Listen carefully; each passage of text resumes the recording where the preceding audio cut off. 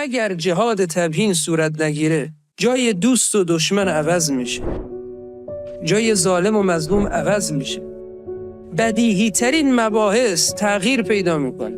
شما توی این 3 سال دیدید هر جا میرفتیم میگفتند این رئیس جمهور بی سواده، 6 کلاس درس خونده. رئیسی از نظر کلاسیک 6 کلاس درس خوندم. شما از زمان کوروش تا الان بسنجید ببینید ما فقط 1 رئیس جمهور در تاریخمون داشتیم که از لحاظ حوزوی استاد درس خارجه، یعنی مجتهده قبل از مرجعیته.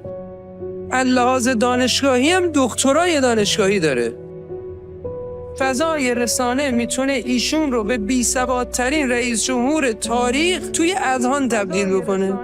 ما به بیماری فلج اذهان مبتلا شدیم. جهاد تبیین قطره فلج اذهانه.